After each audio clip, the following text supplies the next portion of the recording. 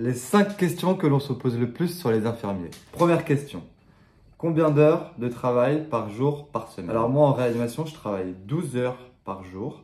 Mon roulement se fait toutes les 2 semaines. Du coup, la première semaine, je vais travailler 2 jours et la deuxième 4 jours. Ce qui fait du coup 24 heures plus 48 heures, ce qui est égal à 72 heures toutes les 2 semaines. Donc ce qui équivaut à peu près à 36 heures semaine. Ça c'est pour le 12 heures. Après, quand on travaille en 7h30, logiquement on vient plus de jours à l'hôpital. Il y a aussi du 10 heures. Donc moi le 12 heures me convient parfaitement. Dans ce cas-là, j'ai plus de jours de repos. Mais j'ai des journées assez longues. Mes horaires c'est 7h, 19h. Donc le lever un peu tôt, mais ça fait des bonnes journées quoi. Voilà. Deuxième question.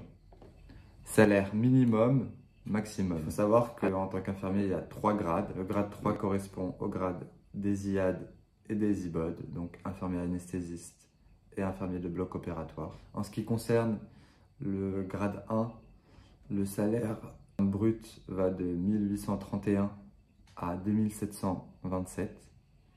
Le grade 2, quant à lui, va de 2239 à 3052 euros. Et le grade 3 commence à 2497 et termine à 3705 euros. Il faut savoir que la rémunération brute de l'échelonnement indiciaire exclut les primes. Donc il y a les primes de nuit, les primes de week-end, les primes de soins critiques comme pour la réanimation, etc. Donc globalement, en 2019, l'INSEE établissait un salaire moyen à 2723 euros brut mensuel, sachant que le brut est égal au net plus les cotisations et les charges fiscales et les charges sociales. Pour avoir le net, grosso modo, vous faites brut fois 0,75. En ce qui concerne le salaire, il y a une nouvelle grille qui est sortie en 2023. Vous pouvez la consulter dans la description de la vidéo, juste en bas.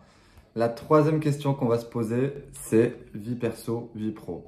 Donc moi, sur mes jours de repos, étant 2 jours, ça me permet de bien me lever tôt et de bien profiter de mes journées. Sur mes journées de travail, je ne vois pas trop ma femme, mais cela dit, la vie perso est totalement faisable. Je vous conseille d'avoir des activités extra-professionnelles, que ce soit du sport, de la méditation. Tout est possible et tout est faisable. Voilà. La quatrième question à laquelle on va répondre, c'est le travail de nuit ou le travail de jour. Alors personnellement, j'ai fait 3 ans de nuit. C'était 3 ans qui étaient vraiment épuisants, fatigants, parce que le travail de nuit, physiologiquement, le corps n'est pas fait pour travailler de nuit. Il est fait pour se reposer.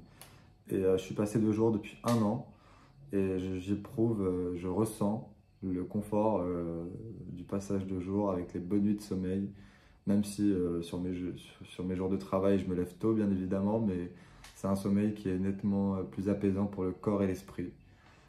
Le travail de nuit est mieux rémunéré, mais l'argent ne fait pas tout. Voilà. La 5e question à laquelle on va répondre, c'est la spécialisation. Donc en tant qu'infirmier, il y a énormément de possibilités d'évolution. Alors on peut devenir infirmier anesthésiste, infirmier de bloc opératoire, cadre de santé, formateur, infirmier en pratique avancée.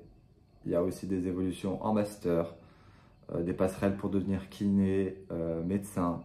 Franchement, il y a des possibilités d'évolution monstrueuses.